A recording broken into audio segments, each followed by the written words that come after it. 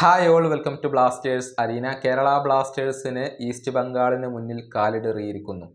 East ബംഗാളിൻ്റെ മൈതാനത്ത് വെച്ചുകൊണ്ട് നടന്ന മത്സരത്തിൽ 1-നെതിരെ 2 ഗോളുകൾക്കാണ് കേരള ബ്ലാസ്റ്റേഴ്സിന് ഇപ്പോൾ തോൽവി ഏറ്റുവാങ്ങേണ്ടി വന്നിട്ടുള്ളത്.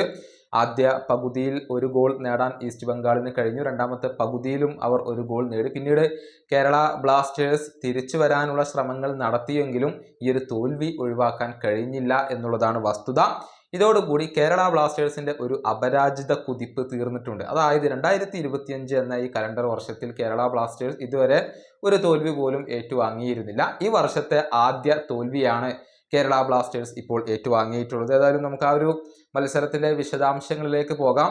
2 മാറ്റങ്ങളായിരുന്നു പരിശീലകൻ സ്റ്റാർട്ടിംഗ് 11-ൽ വരുത്തിയിരുന്നത്. ഐബൻ, പെപ്ര എന്നിവർക്ക് സ്റ്റാർട്ടിംഗ് 11-ൽ സ്ഥാനം ഉണ്ടായിരുന്നില്ല.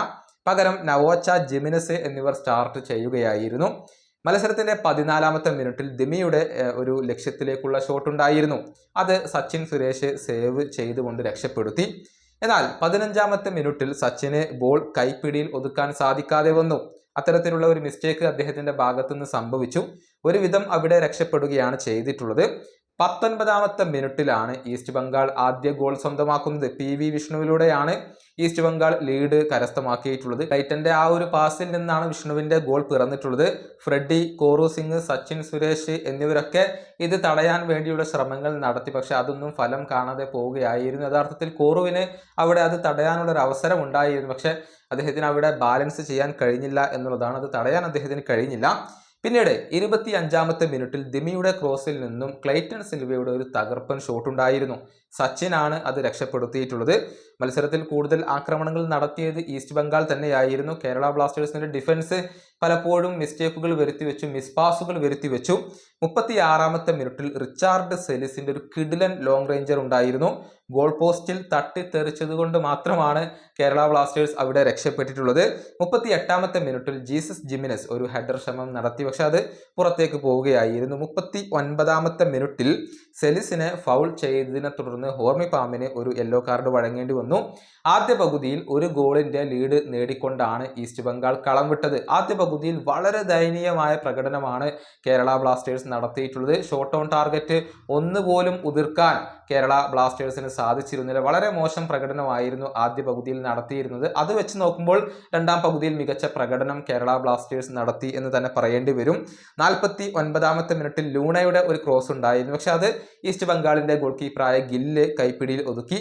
50-ാമത്തെ മിനിറ്റിൽ ദിമിയുടെ ഒരു ഷോട്ട് ടാർഗറ്റിലേക്ക് ഉണ്ടായിരുന്നു. പക്ഷെ അത് സച്ചിൻ സുരേഷിന് കൈപ്പിടിയിൽ ഒതുക്കാൻ സാധിച്ചു. 56-ാമത്തെ മിനിറ്റിൽ നോവയുടെ ക്രോസിൽ നിന്നും ഫ്രെഡിയുടെ ഒരു ഹെഡർ ഉണ്ടായിരുന്നു.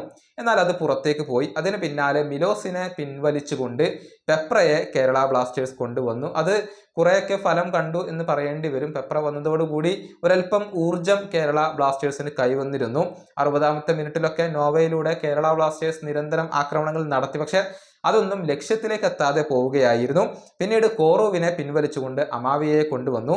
69-ാമത്തെ മിനിറ്റിൽ സെലിസ്, സന്ദീപ് എന്നിവർക്ക് യെല്ലോ കാർഡുകൾ വഴങ്ങേണ്ടി വന്നു. 71-ാമത്തെ മിനിറ്റിൽ വിഷ്ണു, സിൽവ എന്നിവർ കേരള ബ്ലാസ്റ്റേഴ്സിന്റെ ഗോൾ മുഖത്ത് ഭീഷണി ഉയർത്തിയിരുന്നു. തുടർന്ന് ലഭിച്ച കോർണർ കിക്കിൽ നിന്നാണ് ഈസ്റ്റ് ബംഗാൾ തങ്ങളുടെ രണ്ടാമത്തെ ഗോൾ നേടിയിരുന്നത്. ഹിജാസിയാണ് ഹെഡറിൽ നിന്നും ആ ഒരു ഗോൾ കണ്ടെത്തിയത്. കേരള ബ്ലാസ്റ്റേഴ്സിന്റെ ഡിഫൻസിന് അത് ഒന്നും ചെയ്യാൻ സാധിക്കാതെ പോവുകയായിരുന്നു. ഇനി 80-ാമത്തെ മിനിറ്റിൽ പെപ്രയുടെ ഒരു ഷോട്ട് ഉണ്ടായിരുന്നു. അത് ഗില്ലിന്റെ കൈകളിൽ ഒതുങ്ങി. ഇതേ സമയത്ത് തന്നെയാണ് പിന്നീട് വിപിന്റെ പകരം ഡാനിഷ് ഫറൂഖ് വന്നിട്ടുള്ളത്. 81-ാമത്തെ മിനിറ്റിൽ ജീസസിന് ഒരു സുവർണാവസരം ലഭിച്ചു. പക്ഷെ അദ്ദേഹത്തിന്റെ ഷോട്ട് പുറത്തേക്ക് പോവുകയായിരുന്നു. ഇനി 83-ാമത്തെ മിനിറ്റിലാണ് കേരള ബ്ലാസ്റ്റേഴ്സിന്റെ ഏക ഗോൾ ഡാനിഷിലൂടെ പിറന്നിട്ടുള്ളത്. ഒരു തകർപ്പൻ വോളിയിലൂടെയാണ് അദ്ദേഹം ഗോൾ കണ്ടെത്തിയിട്ടുള്ളത്.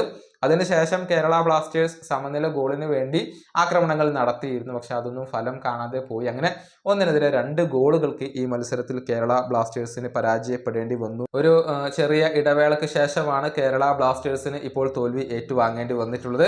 നിലവിൽ പോയിന്റ് പട്ടികയിൽ 8-ാം സ്ഥാനത്ത് തന്നെയാണ് ബ്ലാസ്റ്റേഴ്സ് ഉള്ളത്. 17 മത്സരങ്ങളിൽ നിന്ന് 21 പോയിന്റാണ് ബ്ലാസ്റ്റേഴ്സിന്റെ സമ്പാദ്യം. ഇനിയിപ്പോൾ അടുത്ത മത്സരത്തിൽ ചെന്നൈയിൻ FC ആണ് കേരള ബ്ലാസ്റ്റേഴ്സിന്റെ എതിരാളികൾ. ഈ വീഡിയോയുടെ അവസാനിപ്പിക്കുന്നു. അടുത്തൊരു വീഡിയോയുമായി വീണ്ടും കാണാം.